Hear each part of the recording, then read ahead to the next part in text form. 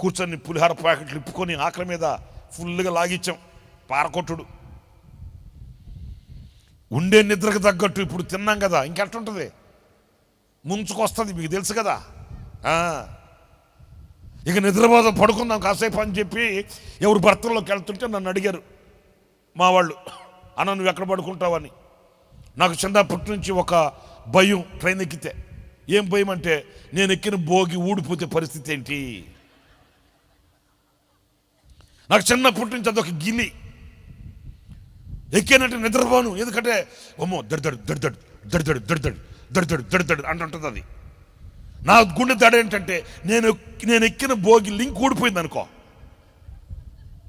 ఎవరు పట్టించుకుంటారు, ఇది నా బాధ. అందుకని నేను అన్నాను, బాబా నేను పైకి ఎక్కను, నేను మిడిల్ బెర్త్లో పడుకుంటా, ఎందుకంటే గబుక్కును ఊడిపోయింది అనుకో దిగేయచ్చు కదా, ఎవడు స్వార్థం వాడిది అని నేను పైకి ఎక్కను, నేను మిడిల్లో పడుకుంటాను అంటే. పాపం మా పాస్ గారు ఒక ఆయన పైన పడుకున్నాడు, నేను మిడిల్ బెర్త్లో పడుకున్నా.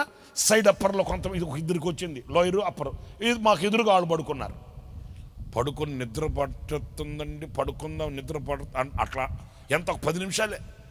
ఆ కింద లోయర్ బర్త్లో ఈ బాంబేకి వెళ్తున్నారు ఈ మార్వాడీస్ వాళ్ళంతా కొంతమంది.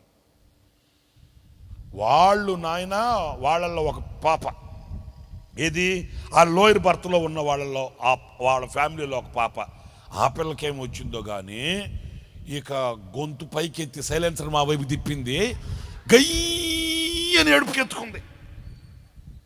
నిజం, ఆ ఏడ్చే పిల్లలేంటో వాళ్ళ అమ్మ వైపు చూసి ఆడవచ్చుగా, తలపైకి ఎత్తి ఇక మా వైపు సైలెన్సర్ తిప్పింది. ఇక అని స్టార్ట్ చేసింది. ఏదో 3-4 నిమిషాలైతే ఓర్చుకుంటాం. మీకు అసలు సంగతి చెప్తాను చూడండి.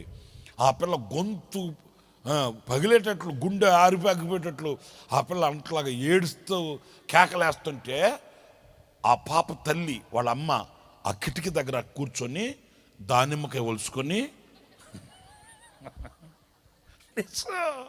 ఏది ఆ తెల్లారుజాము ఆ ఉదయం పూట దానిమ్మకాయ ఒలుచుకొని తగునానట్లు పుక్కెళ్ళు నోట్లో వేసుకుని అంటుంది.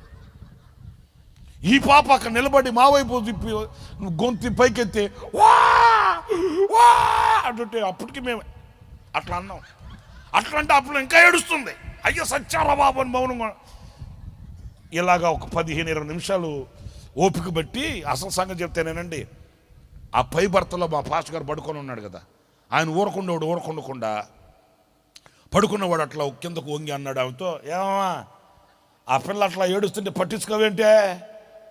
అప్పటికి విసుగైపోయింది మాకు, నీ ఎంతసేపు ఉంటావేంటి, అది ఏమన్నా జోలపాట లేకపోతే ఏమన్నా కొత్త పాట. వాళ్ళ అమ్మని కొంచెం గదిమాడు, ఏమా ఆ పాప అట్లా ఏడుస్తుంటే పట్టించుకోవేంటే అన్నాడు. ఆమె నోటి నిండా దానిమ్మ విత్తనాలు నోట్లో పెట్టుకుని తింటా ఏమనిందో తెలుసా, అంత కష్టమైతే దిగొచ్చి ఎత్తుకయ్యా అనింది అంతే. ఇక అంతే, ఒక్కసారి దుప్పటి కప్పాడు ఆయన. షోలాపూర్ వచ్చినా కూడా దిగట్లే. మేము షోలాపూర్ వచ్చిన తర్వాత మేము తట్లు అన్నా టీ తాగుతా ఉంటాం, నేను దిగను, దిగకపోక అంటాడు ఆయన. అప్పుడు ఎక్కడుంది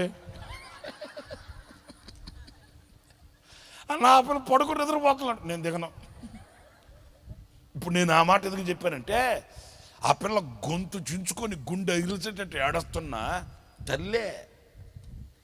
మై ఎందుకు ఏడుస్తున్నావు, ఏ ఇల్లు అనుకున్నావా ఏంటి, ఏం కావాలి నీకు, అట్లా ఆడవబాదో గొంతరిపోద్దే, ఏం కావాలా అని పరామర్శించట్లే. నేను తల్లిని శంకించట్లేదు కానీ, తల్లిని నిందించట్లేదు కానీ, ఇది మానవ నైజం.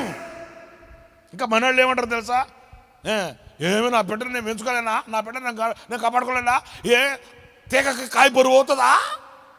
డైలాగులు బాగా కొడతారు వీళ్ళు. తీగకి కాయ బరువు అవుతుందా అంటది. ఏ తీగకి ఏ కాయ బరువు కాదమ్మా, కొంచెం రండి చెప్పండి నాకు. ఏ తీగకి ఏ కాయ బరువు కాదు. వారం 10 రోజులు బాగా మర్యాదలు చేస్తారు, వారం 10 రోజులు బాగా చూసుకుంటారు. ఆ వారం 10 రోజుల తర్వాత ఏమంటారు తెలుసా, ఏమై నీ బతికేంటే నా బతికే